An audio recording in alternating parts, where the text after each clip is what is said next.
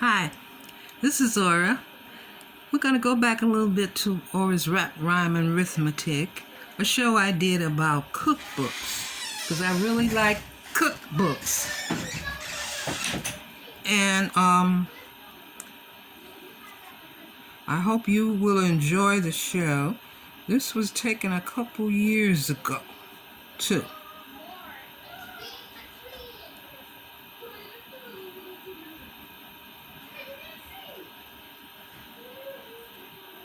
As soon as I find it.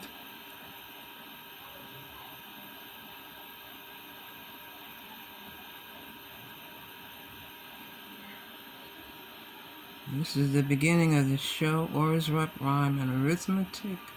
I'm not going to do the whole show. We're just going to do just a little bit of it.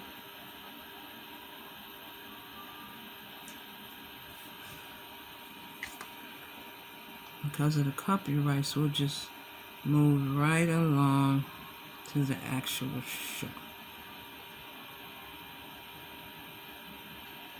Now, last time we had, the previous shows, we had Yogi Ward and his daughter, Lauren Ward, on here. And then we had a poet, Melinda White. We're just keeping up, and more people are joining us.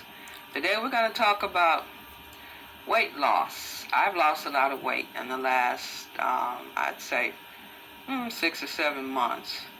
I've been walking a lot, and I've been reading a lot, reading different people's ideas on weight loss, because it's never one thing that makes you lose weight. It's usually a combination of things. I've also ran into a writer, Randy Levine, and she has this book. It's called Love More, Eat Less. She said a lot of people didn't like it because of the cover. Well, that's just the way it is, We're talking about weight loss. And then she said, it's not nothing that you can do quickly. It's something that takes a while to do. And she also has another book. I didn't bring it, but she has a cookbook with some fantastic recipes in it. Now, she's from Colorado. She lives in Denver, Colorado.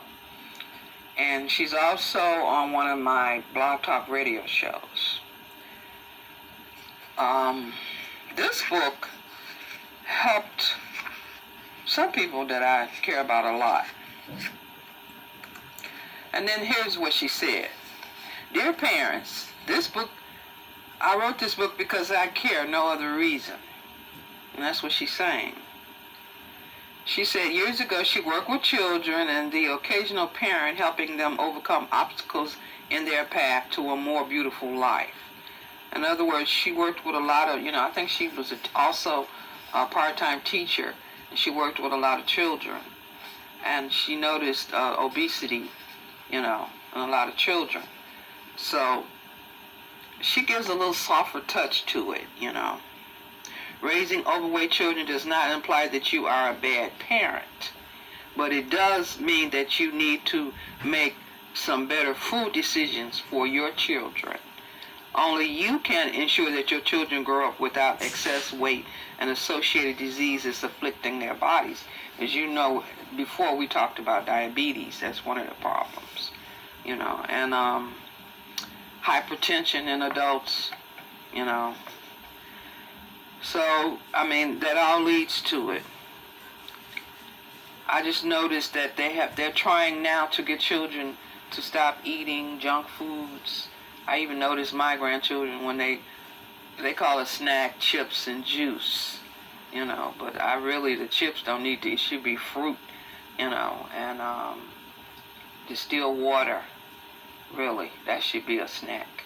And popcorn. Popcorn is always better than chips to me. I've always loved popcorn, but chips, I just got to like chips in the last decade. I never was a chip eater, Popcorn, yeah, but not chips. So people have to make a decision as to what they want to eat or not, So also, like sugar stuff, if you have this craving for sweet, that usually leads to diabetes too, I don't really have a craving for sweets, But a lot of children do, and a lot of adults do, you know. What I was going to say is, like years ago, when I was young, I was a strict vegetarian. You know, I didn't eat a lot of red meat. Occasionally I might, but not too often. I liked fish, but now they talk about the mercury in fish. So I say to myself, well, what can you eat, you know? A lot of times I find myself getting a veggie burger, you know, but sometimes I don't do it, so I end up eating some type of fish. I do eat a lot of chicken, but, you know, you can eat chicken every day of the week, and that's just ridiculous. But anyway, that's Randy's book. We'll get back to her book. But my other favorite book is called Down Home Cooking, and it's by Taste of Ron's. It's by Ron Wells. He's a chef in Chicago. He grew up in the South, and then he moved to Chicago when he was young. But he's got some really great recipes in here. And he said the thing that motivated him to cook was his mother. Okay, she was his motivation.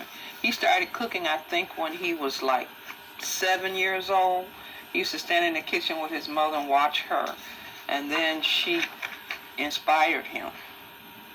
Yeah, because this book is in fact dedicated to his mother. The love of her cooking was passed down to me and my sister and brothers from a very early age. Our home was always open to our family and friends with the smells of cakes baking, biscuits made from... Okay, this was one of my favorite books, and he really can do some sweet potato pies, because I love sweet potato pie, but he knows how to cook them in a certain way. So I had him on my show, and you know, it went pretty good. I mean, I had his book on there. Anyway, I have interviewed over the years so many people. Anyway, so this is Ora's show. Like and subscribe. I'm trying to get my subscriptions up because, you know, I work with a nonprofit and they can always use some funding. And for that matter, so can I. Because I need a better camera and a computer. So, like and subscribe. And as we say in Yoruba, which means have a nice day.